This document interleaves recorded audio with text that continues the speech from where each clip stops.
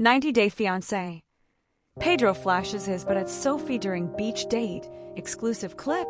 Extra has an exclusive sneak peek from 90-Day, the single life, as Sophie and Pedro enjoy a flirty beach date in the Dominican Republic. During their date, Sophie asks Pedro to flash his butt, which he does. He blurts, "A Dominican butt."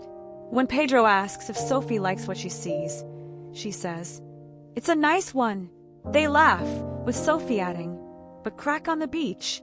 In a confession, Sophie shares, "This is the side of Pedro that I like. When he's just fun, nice and silly, and we're laughing. If he just puts the seriousness of wanting a relationship, all that aside, and just gets to know me, this is how I build attraction." Cole Goldberg acquitted in 90-Day Fiancé Schwitzky drowning. Cole Goldberg, accused of trying to drown 90-Day Fiancé alum Caroline Schwitzky, was cleared of all charges. Cole Goldberg, once accused of trying to drown reality TV personality Caroline Schwitzky, celebrated his 27th birthday a free man. His supporters clapped March 12th as Circuit Judge John Parnofiello acquitted him of attempted murder for holding his then-girlfriend underwater at the 2022 Boca Bash. Goldberg hugged his defense attorneys, Mark Scheiner and Heidi Perlet, as hundreds watching online filled the comment section with messages of relief and outrage. Parnofiello's verdict followed 3 days of testimony in a West Palm Beach courtroom.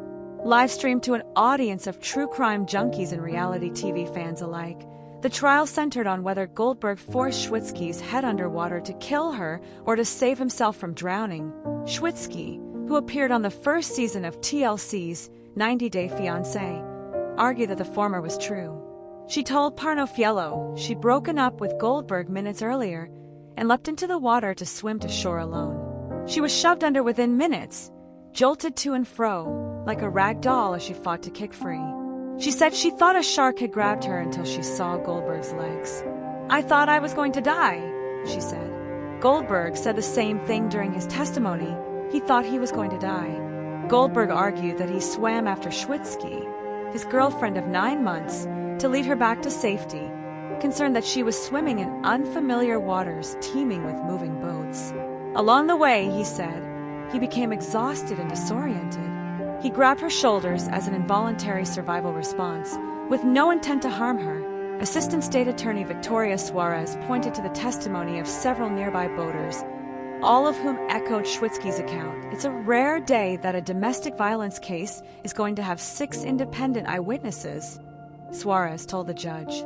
"A day I don't think I've ever seen." The witnesses said Goldberg appeared in a complete rage as he held Schwitzky underwater, throttling her with both hands until a bystander pulled her free. One witness said Goldberg tried to pursue Schwitzky after she was pulled from his grasp, prompting another to brandish a boat hook to keep him away.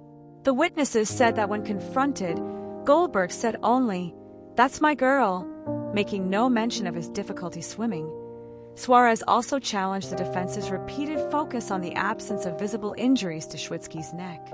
The charges Goldberg faced, which in addition to attempted murder included domestic battery by strangulation and simple battery, did not require an injury. Suarez closed by addressing a point Scheiner and Perlet pressed throughout trial: Schwitzky's hesitation to cooperate with police. Her first words to officers were that Goldberg was a good person trying to go to law school. That impulse to excuse and explain the violence of a man she loved didn't undercut her status as domestic violence victim, Suarez said. It made her sound an awful lot like one. 90-Day Fiancé's Michael Ilisamy posts celebration video after divorce from Angela Deem. It's official! One of the most notable 90-Day Fiancé couples has joined the list of duos who split after marriage. Angela Deem and Michael Ilisamy are officially divorced. And while I'm sure many fans are thrilled about that news, I'm not sure anyone is as excited as Michael himself. After a saga that involved everything from Angela destroying his car to him fleeing the house in fear for his life, Michael was all smiles on Instagram following his latest court date. Fortunately, he was willing to share the moment with others and confirm the details of the agreement. Michael celebrated after his and Angela's divorce was finalized. Under normal circumstances, some might find a celebration video crass or even tacky in the wake of divorce. That said, Angela and Michael never had children like you wanted, and 90 Day Fiancé fans know the end of this relationship has been a struggle for both to endure. Given that, I don't think anyone is surprised to see Michael as all smiles while talking about this long-awaited day that's nearly 2 years in the making. As for Angela, she did not post a video celebrating the resolution, but I'm not too surprised. She noted a long time ago that she's put Michael behind her, though that may be because of the latest rulings tied to their divorce, while Angela hasn't posted anything about the divorce at the time of this writing. It does appear she got the better end of the deal in terms of what she wanted. While she did push for Michael's deportation for marriage fraud, she was at one point financially responsible for him, according to the law. Under this reported agreement, he's entitled to none of her assets, which in fairness, makes sense given how little time he spent in the United States before their separation. Ultimately, I think Michael is probably happy that his only connection to Angela in 2026 is the episodes they starred in together that are available to stream with an HBO Max subscription. I'd be curious to see if either tries to make a comeback in the 90-day universe here soon, though it seems Angela's been done with TLC for a while now. 90 Day Fiancé, before the 90 Days airs on TLC on Sundays, and while Angela and Michael aren't on it, it's still worth checking out. Tune in and see the drama unfolding on that bonkers season. And keep it here for updates on when Michael or Angela could return. 90 Day Fiancé, Alam's boyfriend on trial for attempted murder over wild Boca Bash accusations. The boyfriend of a reality TV star who appeared on 90 Day Fiancé faces trial this week on charges he tried to murder her while they were boating in South Florida. Cole Goldberg was initially charged with domestic battery by strangulation.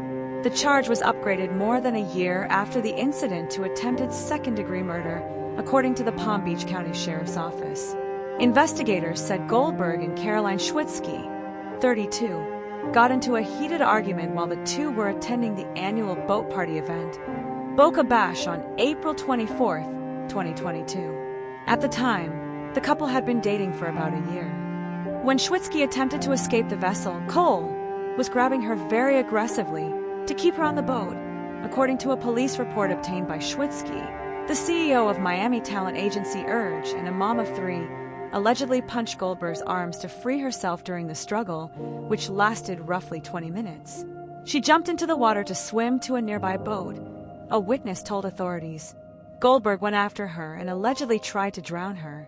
A bystander named Matt Paris jumped in and intervened. Schwitzky appeared on 90 Day Fiancé, Happily Ever After, in 2016 as talent agent to Paula Mayfield. According to Court TV, prosecutors offered Goldberg a plea agreement that would have required him to serve 6 months in jail and 3 years of probation, as well as write a 500-word letter of apology. He turned down the offer, saying he would not accept a plea to a felony. Fox News' Louis Cassiano contributed to this report. 90 Day, The Single Life, Tell All, to be hosted by Ross Matthews. Ross Matthews is expanding his hosting duties. The RuPaul's Drag Race judge and Drew Barrymore's talk show co-anchor is the new host of 90 Day, The Single Life, Tell All on TLC. The 2-part reunion special consists of 2-hour episodes premiering on May 18th and 25th at 8 p.m. Eastern Time/Pacific Time. I've watched so many hours of 90 Day. I feel like I could teach a college course. Matthews, who officially announced the news on Thursday's episode of The Drew Barrymore Show, tells me, I can't wait to ask the questions the fans are screaming at their TVs. Why? Because I am screaming them too. I take this role seriously. I want to make the 90 Day fandom proud, and I'm going to have so much fun. Rumors of Ross hosting the reunion began circulating on social media in late February when details of the taping were leaked to reality TV fan accounts, including Shibuddy.com. 90 Day, The Single Life, Season 5 premiered February 26th. The 90 Day Fiancé spin-off debuted in 2021 and is produced by Sharp Entertainment, a part of Sony Pictures Television, nonfiction for TLC. Sean Robinson has been the regular host of the Tell All specials since 2016. She continues to host the current season of 90 Day, The Other Way, Tell All. Other 90 Day Fiancé spin-offs include Happily Ever After, Before the 90 Days, The Other Way, The Last Resort, Diaries, Pillow Talk, Darcy and Stacy and Hunt for Love, The shows air on TLC and stream on HBO Max. The Drew Barrymore Show was renewed earlier this week for 2 seasons, keeping Barrymore and Ross on the air through 2028. That means the daytime talk show will continue for a 7th and 8th season. CBS Media Ventures, which produces and distributes the show, announced the renewal on Monday. 90 Day Fiancé's Eric Rosenbrook avoids jail, continues child autopsy battle. Eric Rosenbrook of 90 Day Fiancé just avoided jail time. He and his wife, Leda Margaretha, are currently contesting the court ruling of his late child's death being non-accidental. The operating under the influence charge was in relation to another incident last July. Eric pleaded no contest and won't serve any jail time. Eric pleaded no contest to the charge of operating under the influence. The contentious 90-day couple has always had a rocky relationship. Fans saw it play out on the show. Eric even filed a restraining order against his own daughter. It has not been happily ever after between these two. But things took a turn for the worse last year. In July 2025, Leda called the cops and on Eric for domestic abuse. This is not the first time there has been a domestic dispute between them. Leda also accused Eric of domestic abuse in January 2019. Last July, the cops responded to the call and found Eric in his car with a Cutwater lemon drop martini. Cops believe consumption may have occurred during the incident. He was charged with operating under the influence. That same month, the couple's baby daughter, Elisa Eleanor Rosenbrook, passed away 5 days after being placed on life support following the couple's domestic dispute. Her death was ruled non-accidental by the medical examiner, but the cause of death was not revealed. The couple is fighting this finding.